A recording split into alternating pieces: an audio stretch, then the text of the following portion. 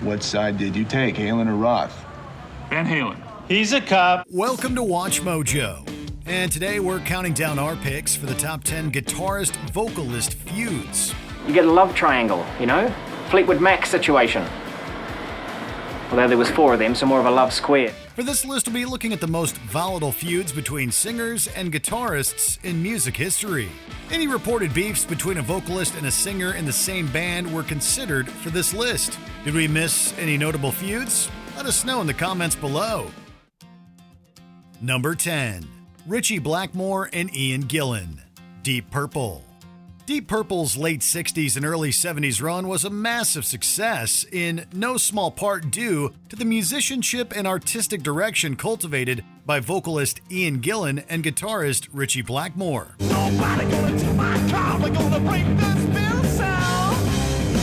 At the peak of their run, the iconic singer felt torn between the band and his own personal pursuits. When the frontman decided to leave, Blackmore's resentment allowed the bandmate to slip away.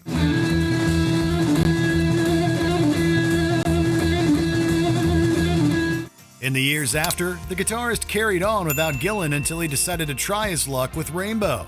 In a tale as old as time, the two were separated by greed and egos.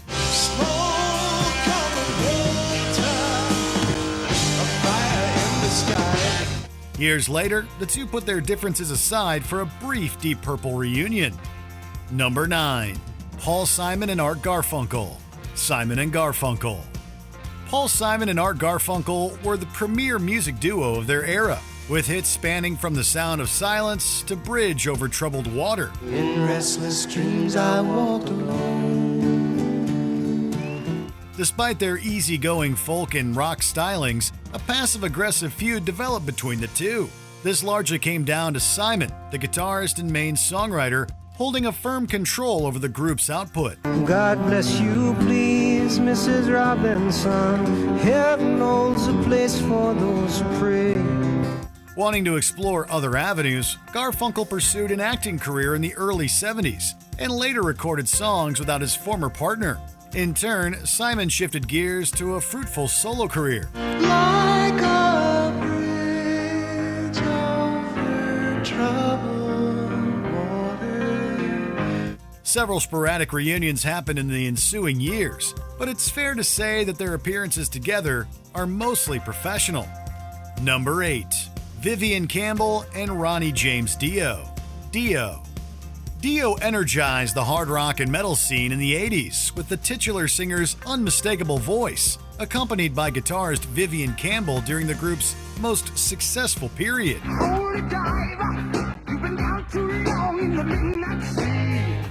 1985, Campbell was fired from the group, with the two exchanging jabs through the press for years afterward.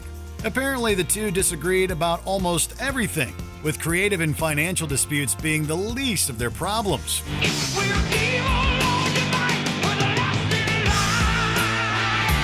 As the two parted ways, their personal grudges lasted until the singer's death in 2010. Nothing but great admiration for Ronnie as a singer. He was the best in the genre. He was a difficult man to work with for me personally. While Campbell went on to play with famous acts like Def Leppard, he was never able to squash his beef with the metal icon. I thought I gave you a chance and made you somebody. Oh, really? So now you're playing with who? And Def Leppard? Number 7. David Gilmour and Roger Waters. Pink Floyd. Pink Floyd was one of the most influential rock acts ever, led by the musical partnership of guitarist David Gilmour and bassist Roger Waters. By the end of the 70s, Waters took control and spearheaded their concept album, The Wall. Hey, teacher, leave them kids alone. Having grown apart musically and personally, the two entered the following decade with different approaches to the band. No more turning away from the weak and the weary. By 1985, the bassist formally left the group, leaving Gilmour to steer the ship without one of its founders. The latter's continual use of the Pink Floyd name prompted a bitter lawsuit, which was the last straw for their friendship.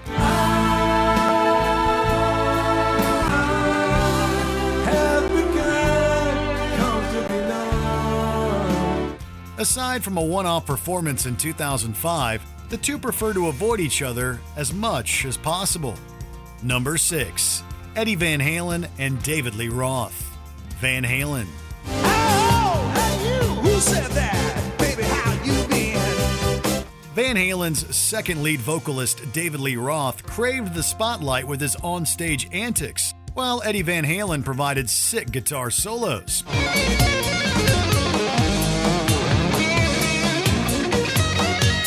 When creative differences led the singer to leave, the band moved on with Sammy Hagar and another successful decade of rock. Throughout the late 80s and 90s, Roth took shots at his former collaborator for his perceived ego and power-hungry nature.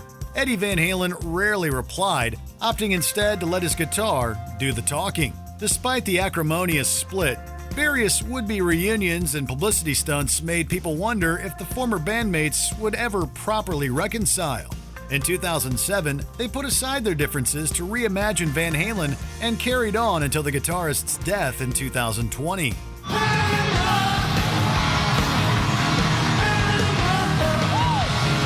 Number 5. Don Felder and Glenn Frey. The Eagles. Led by singer-songwriters Glenn Frey and Don Henley, the Eagles dominated American music in the 70s. Their lineup during the Hotel California release is often considered their best, with Don Felder on board to help write the title song.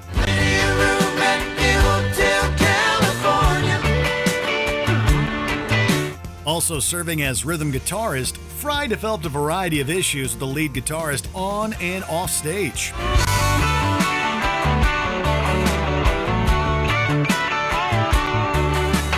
During a particularly heated set in 1980, the two started threatening each other in between songs. The guitarist had rebuffed their backstage guest, Senator Alan Cranston, leading Frey to retaliate against his insubordinate bandmate.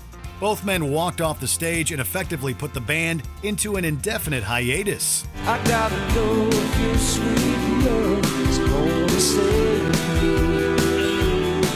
Despite a reunion in the mid-90s, the Eagles asked Felder to leave the band in 2001.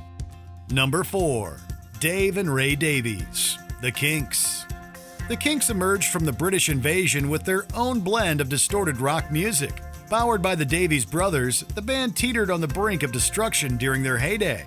Millions of people swarming like flies round Waterloo Underground. Most bands have enough trouble without any sibling rivalries in the mix. As the singer and lead songwriter, Ray masterminded the band with Dave playing a key supporting role as the guitarist. Well, I'm not the world's most physical guy, but once you squeeze me tight, you need to grow my spine on my lower.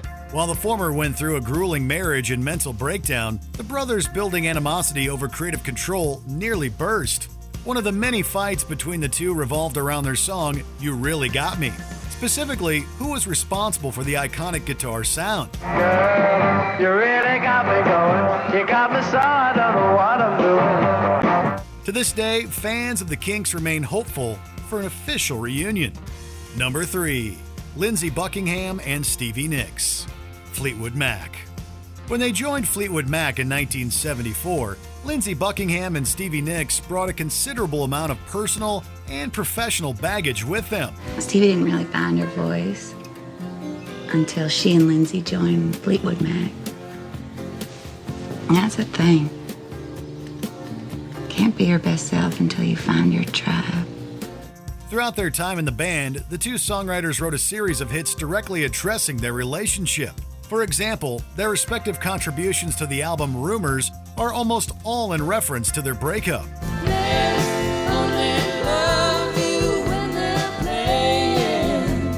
While their love affair didn't last, the band kept going despite their feud.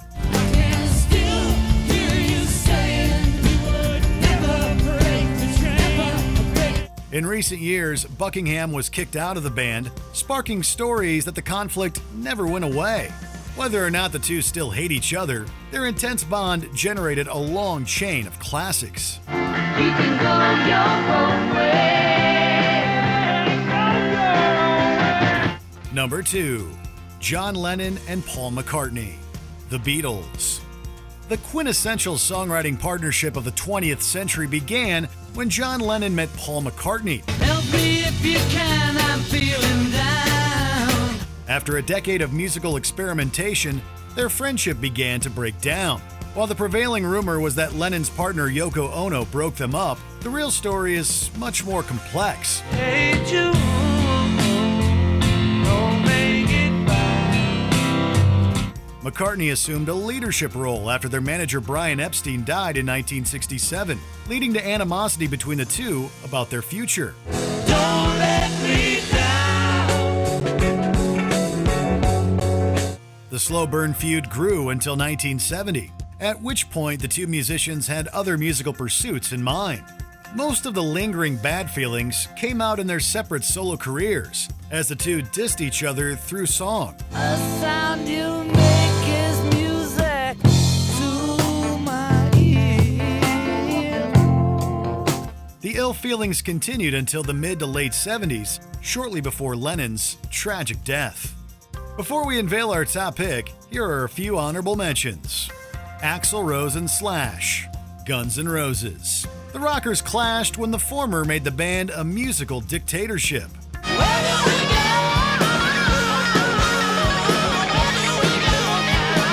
Keith Richards and Mick Jagger, The Rolling Stones. The songwriting duo nearly collapsed after they pursued other ventures in the 1980s. Running hot.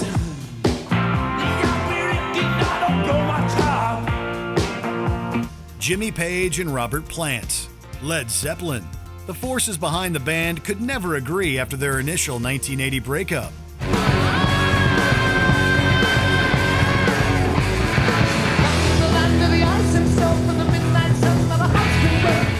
Before we continue, be sure to subscribe to our channel and ring the bell to get notified about our latest videos. You have the option to be notified for occasional videos or all of them. If you're on your phone, make sure you go into your settings and switch on notifications. Number 1. Noel and Liam Gallagher, Oasis. It's hard to argue there's been as powerful or as unrelenting a feud than the one between Liam and Noel Gallagher. I know for a fact there's nothing left on the table, really. Almost from the conception of their band Oasis, the brothers were as famous for their bickering as they were their Britpop hits like Wonderwall. 'Cause maybe you're gonna be the one that saves me. After an infamous breakup in 2009, the vocalist and guitarist each developed their own rock groups far away from each other. Today, every interview the two have seemingly involves at least a mention of their rivalry. Well, when someone offers £100 million to do a few gigs and that, man, you're going to sort of go, all right then, yeah. Was that your fault? But there's a lot of money knocking about, isn't there? So, like...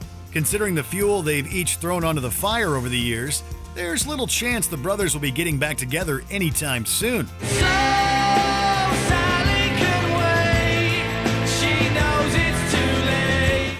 In lieu of an official reunion, the most famous and storied feud in rock history continues to thrive. Wasn't there something about working together? No. No. That is it. Now it's embarrassing. It was his brother, Liam. There was a thing. Wow. That's all we have time for tonight. Did you enjoy this video? Check out these other clips from WatchMojo, and be sure to subscribe and ring the bell to be notified about our latest videos.